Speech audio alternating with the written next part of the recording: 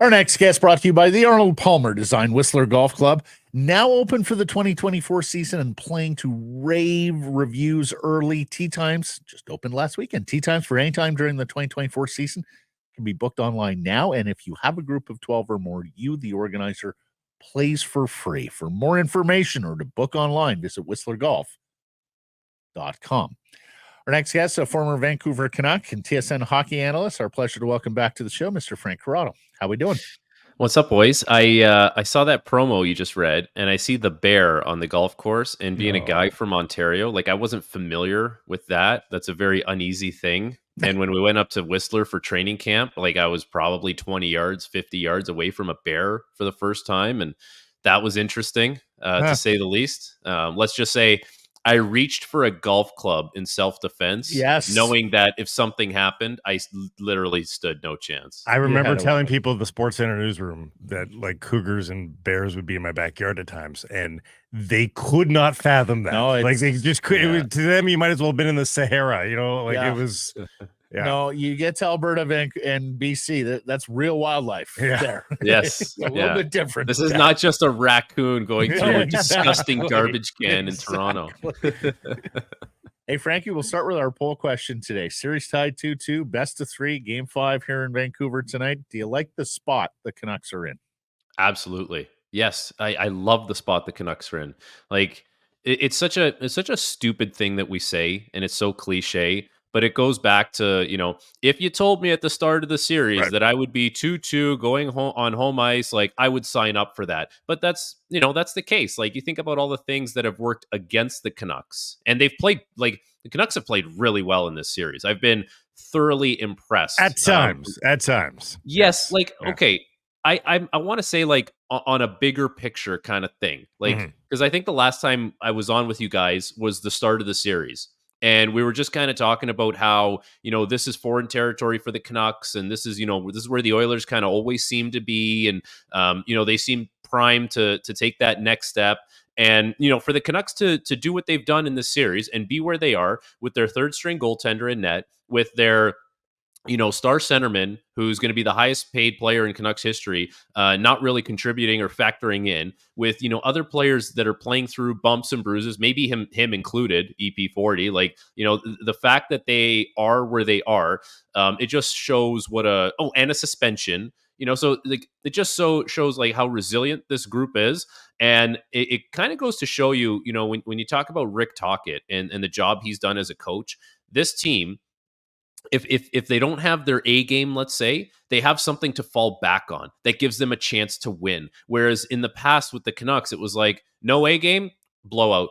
We'll try again next game. And then that's part of the reason why they've gotten to this point and they've had the success all season long. But listen, they've put themselves in a position where they have a chance to win the series. And ultimately, that's all you can ask for in what was going to be a tightly contested series anyways. I'm of two minds of this. I think they've been outplayed in every game. I don't think they've won on the judges' cards. There's been close games. Maybe you could argue, game 1 was a 50-50 or something like that. But I don't think they've won on the judges' cards emphatically in any of the games. And yet you could turn that around, Frank, and say, that's the good news. They haven't played that A game. They haven't played their best game yet of the series. Which one should fans be on?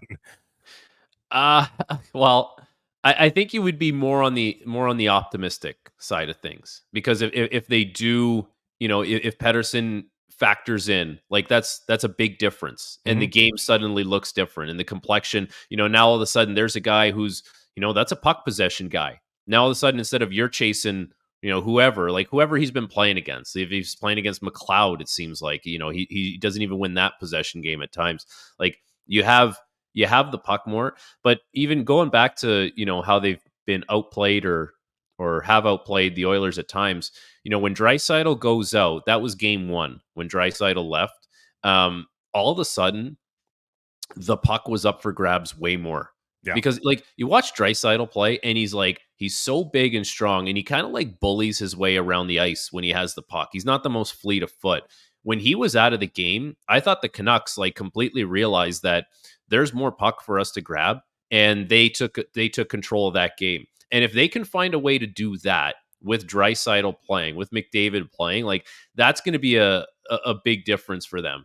And obviously Edmonton, like they've been keying in on hitting Hughes, hitting Hronek, all that kind of stuff. But you don't need to win the possession game in order to win the game. Like we're in the playoffs where it just comes down to who's going to do what it takes in order to win that game. And there's been times where the Canucks have been the team to do that, whether it's been Shelov's playing outstanding or JT Miller or Brock Besser with big performances. Like it's just you kind of throw some things out the window here, and just find a way to win the game regardless of what the circumstances are. Does it shock you that Draisaitl has outplayed McDavid? Like the Canucks have done a pretty good job on McDavid. Like he's been fine. He's been there. We've noticed him, but he's not been the problem. As you said, Draisaitl's been the problem. Does that surprise you? They've been able to neutralize, and I say that with a lowercase n because he's again still been there. Yeah. But I mean, I think they've neutralized him pretty much as you can.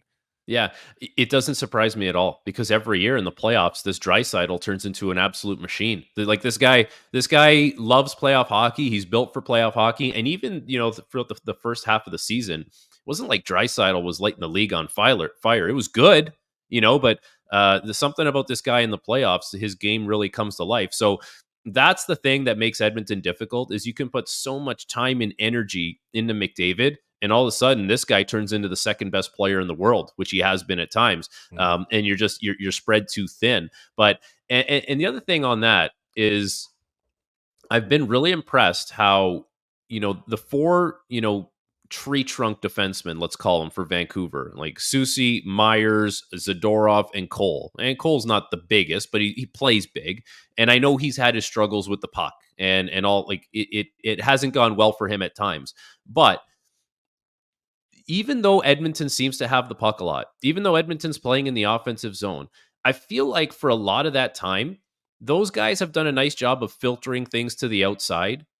And Edmonton is going to get the high danger chances. Like you have to accept that.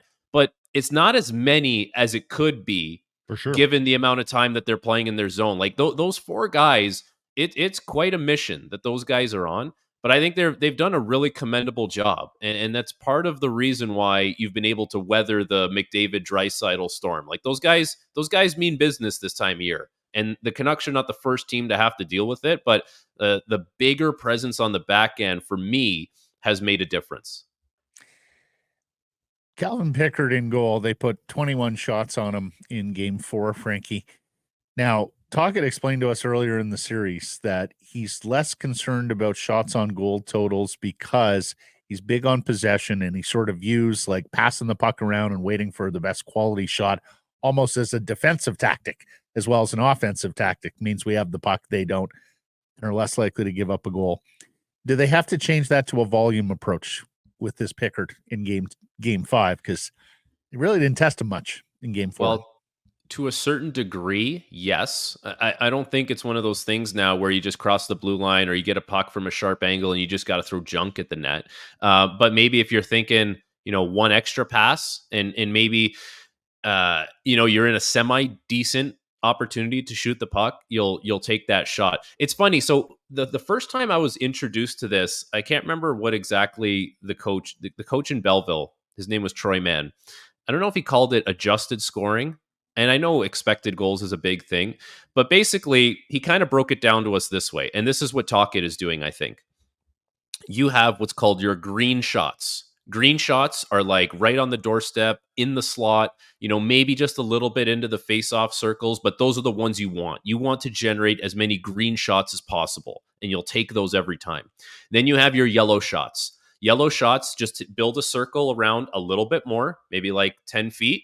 Those are your yellow shots. Those are like, take those, but if you can find something better that gets you into a green shot situation, let's look at that. But you can take your yellow shots. Then on the outskirts, the perimeters, you have your red shots, and you do not take red shots. Like we were under like no red shots, he would say on the bench, like no red shots. And it was more based on the fact that because they're so low percentage, we're just going to end up giving the puck away. We're not going to create anything of high danger from those positions. And like you said, Matt, like that now leads to us not having the puck, them having the puck, us having to defend. And the other thing that you throw into that mix is if you were to draw a line from the middle of the nets all the way through, let's say, the blue line, right down the middle, right through the slot. You call it the slot line. Anytime you can work a puck through the slot line, now your percentages of scoring a goal went up more because the goaltender had to move. And if you can do it twice, you can guarantee it's in the back of the net. So that's something to watch for. Like when you watch the game tonight, watch where the shot locations are and watch if Vancouver tries to work the puck kind of through that slot line, because that'll tell you that's the same messaging that Tocchet is kind of giving to the players. So with all that information now, I would say that maybe you're still going to stay away from the red shots, but those yellow shots, you're probably going to take those a little bit more. And you're going to try and get things across the crease maybe a little bit more. See if you can work a tap in or a deflection or a tip or something like that. And I think going back to the Nashville series, you can remember when Nashville blocked them like 30 something shots that one game. And then it was like, well, Vancouver's not getting shots on net, but why are they throwing everything to like the back post? Why are they throwing everything to like, the side? It was like, well, we're trying to go around the block shots. So Vancouver made adjustments in that situation. So now what's the adjustment here? Because you got a career backup goalie who's been in the AHL a long time. Like there's going to be an adjustment. It's just what is the adjustment and how are you going to execute it? That's really well put. Thanks, Coach Corrado. That's a pretty progressive coach. No, it is a progressive coach. Yeah. But that flies in the face of get pucks on net and whack home rebounds. And I guess that's just the way the game has changed, Frank? Like, back in the day when not everybody was pretty good with the puck, when you had fewer guys who were comfortable with the puck on their stick, it was get it to net and whack home rebounds. Now you assume that all your defensemen can play with the puck, pass the puck. That's how Rick Tocchet made his money, was banging home rebounds. Well, that's true. Yeah. Well, don't think that don't discount like banging home rebounds, because if playoff goals are scored in banging home rebounds, like you still have to have an element of that. Off better shots. That's exactly it. It's like, and you know what? I think there still has to be a little bit of an element to these guys are the best players in the world. They're some of the most skilled and creative players in the world. And a guy like Brock Besser, that guy can score from distance. And on certain goalies, he can score from bad angles. So you do have to keep that in mind. Like we're not saying that it's got to be, batting 1,000 on this type of thing. You have to have a feel for the game, but that's, I think that's part of the philosophy that goes into not wasting the puck and not wasting shots. Did you hear Petey's press conference yesterday? Yeah. Pretty standoffish. Standoffish. Well, yeah. What do you? Is that a guy? What did you hear? If you're a teammate of that and you hear this, and let's face it, these modern athletes, Rick Tocchet hears and sees everything. I'm sure some of the teammates do as well. Is that a guy you want to go into battle with? Can I say you have no choice? Like you don't. You're right. You have no choice in the matter. The media, like the players handling the media and the availabilities, it's interesting because I find that, and maybe this is the same in some people's personal lives as it is for hockey players. You might be thinking something a little while back, but you don't say it. And then it festers inside you and it grows and it grows. And then you finally get to the point where, I don't know if people experience this in their lives, where they kind of just let it all out there. And it's like, that's been sitting in them for a while. And I wonder with Pettersson, if it's like, he's been waiting to kind of have that type of media availability, but then he didn't, and now he did, and it sounds off and weird, and like everyone's trying to like make something out of it. I don't know. I did find it to be a strange. The way he handled things felt strange to me. And like I've said this before with you guys, like he is a unique talent on the ice. I think he's probably unique off the ice as well. Like we used to see more of him off the ice. Remember, back like pre-COVID or COVID, he was more of like a social kind of presence. I don't think he's as much anymore. But listen, the bottom line for a guy like that is no one cares. Like no one cares if you're hurt. No one cares if you don't you don't have the best line mates. Like this is the position the team is in. They rely on you. And if you put yourself out there, people expect a certain level, and it's not an unrealistic level. It's a level that you yourself have set. Like, people are not asking him to be anything other than what he can be. So that's the reality. That's the reality for him. If you're out there, people expect something, a certain level from you. And it's crazy to think that, your star player, your highest paid guy could be an X factor in the series. Well, it shouldn't be that way. No doubt. We've had enough trouble with X factors this postseason, but long story. Long story. Inside. We don't have time to get into that. Is it possible his game or his personality is just not built for the playoffs? I don't believe that. Oh, neither. I don't believe that. I don't believe that his game or his personality is not built for the playoffs, because this is a small sample size of what his game is in the playoffs. Like, we've seen him in the bubble. Was he not pretty good in the bubble? Yeah, like, I know very good in the bubble. Horvat was unreal in the bubble. I remember that. Bo was better, but yes, Pettersson was very good. And Pettersson was good in the bubble as well. If you guys get into a situation, or the Canucks get into a situation where you're a perennial playoff team and constantly this happens, let's say this happens 2-3 years in a row, it's like, now you have your answer. I think there's just bad timing sometimes for players, where maybe you are working through something and it sucks, but it's not really an excuse. That could be the case. But I think it would be too quick to judge and say he's not built for the playoffs, because, like, think about when Pettersson plays his best hockey. He's slippery, he's elusive, he's got a lot of command on his shot, he wants the puck on his stick. Like, how many close up kind of ISO cams have we seen over the course of Petey's career, where it's the power play or a 5-on-5 situation, and it's like, little stick tap, give me the puck, I want it. Like, or stick in the air, cocked, ready to go. Like, give me that thing. You don't see that from him right now in the playoffs. And I think that's telling of something being off with him.